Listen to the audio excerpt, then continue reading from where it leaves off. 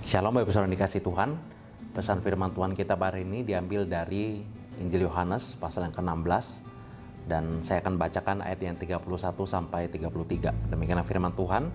Jawab Yesus kepada mereka, "Percayakah kamu sekarang? Lihat, saatnya datang, bahkan sudah datang, bahwa kamu dicerai-beraikan masing-masing ke tempatnya sendiri, dan kamu meninggalkan aku seorang diri. Namun aku tidak seorang diri, sebab Bapa menyertai aku. Semuanya itu kukatakan kepadamu, supaya kamu beroleh damai sejahtera dalam aku. Dalam dunia kamu menderita penganiayaan, tetapi kuatkanlah hatimu, aku telah mengalahkan dunia." Firman Tuhan hari ini saya berikan judul Renungan Meninggalkan Yesus. Bapak Saudara, kalau misalnya ada sebuah rumah atau sebuah gedung yang terjadi kebakaran, apapun faktornya, apapun alasannya, saya yakin 100% pasti orang yang ada di tempat itu akan memilih untuk kabur dari rumah atau dari gedung itu.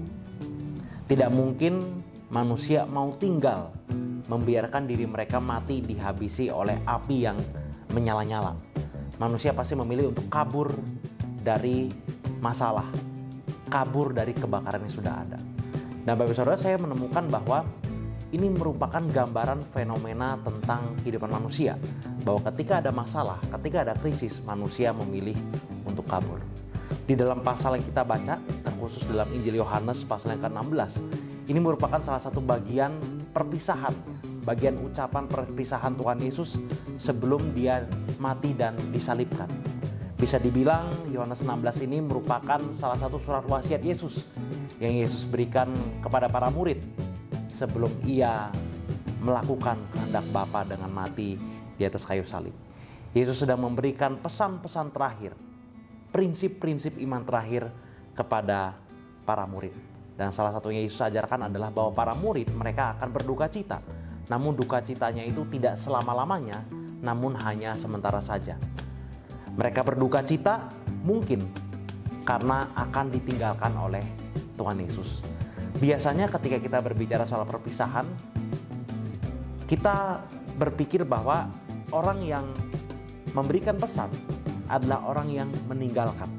Dan mungkin kita berpikir, oh, Yesus ini sepertinya sedang meninggalkan para murid. Namun kalau kita gali lebih dalam, sejatinya para muridlah yang akan meninggalkan Yesus. Di ayat 32 dikatakan, "Kamu akan tercerai-berai dan meninggalkan aku." Yesus sudah dengan setia memberitakan bahwa ia akan menderita. Ia harus melakukan kehendak Bapa, rencana Bapa dengan mati di atas kayu salib. Artinya Yesus tetap berada di dalam tracknya. Namun yang meninggalkan Yesus justru adalah para murid. Di saat yang paling gelap, di saat yang paling genting, justru para murid meninggalkan Yesus. Jalan penderitaan memang harus diambil oleh Yesus. Tetapi para murid yang dipanggil untuk mengikuti jalan penderitaan itu, mereka malah kabur. Mereka malah pergi tercerai-berai kemana-mana. Mereka memilih untuk melindungi nyawa mereka, melindungi martabat mereka, melindungi reputasi mereka, ketimbang berjalan bersama dengan Yesus di akhir hidupnya. Namun menariknya Bapak Saudara, Yesus berkata bahwa itu terjadi supaya kamu beroleh damai sejahtera. Walaupun ada penganiayaan, Yesus telah mengalahkan dunia.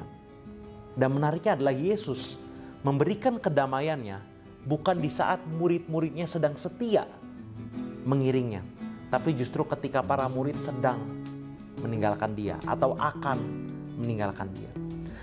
Bapak Saudara, dalam kehidupan iman kita, mungkin kehidupan iman kita itu mirip seperti para murid.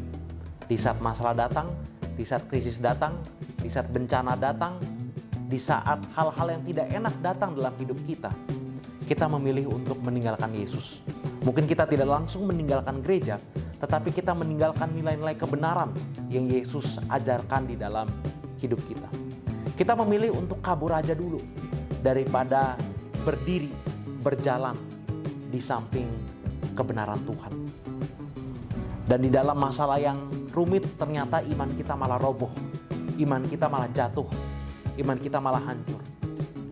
Dan di saat itu kita mungkin merasa malu berdiri di samping Yesus karena kita tahu kita adalah manusia yang gagal mengikuti Dia. Namun menariknya, kasih dan komitmen Yesus itu tidak diberikan ketika kita sedang setia atau ketika kita sedang ada di puncak-puncaknya kehidupan iman kita, justru kasih Yesus diberikan kepada kita bahkan saat kita terhilang, bahkan saat kita kabur dan tercerai-berai. Yesus mati bagi manusia berdosa, bagi para murid ketika mereka sedang meninggalkan Dia, ketika mereka sedang bersembunyi. Ini bukan berarti bahwa kita bisa hidup seenaknya, sesuka hati kita.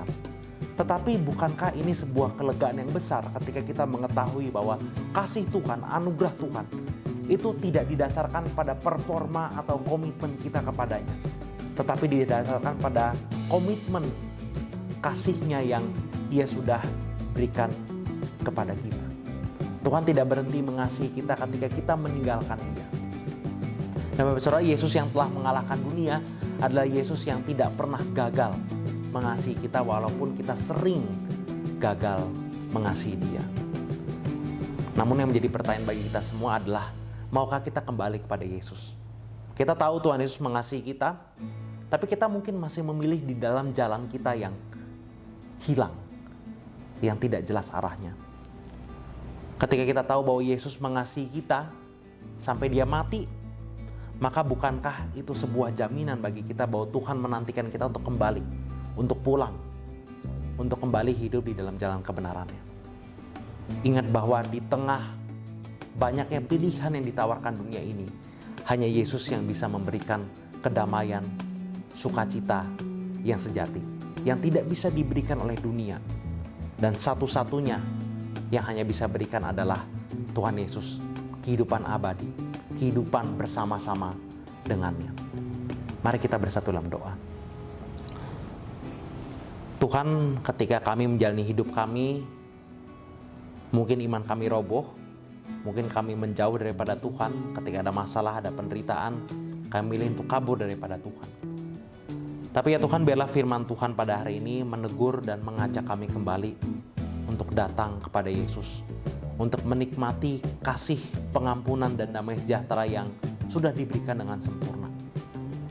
Apapun keadaan kami, biarlah kami boleh kembali bersekutu dengan Engkau ya Tuhan, menikmati kasih dan anugerah-Mu. Demi nama Tuhan Yesus Kristus, Anak Allah hidup, kami telah berdoa mengucap syukur. Amin. Tuhan berkati kita semua.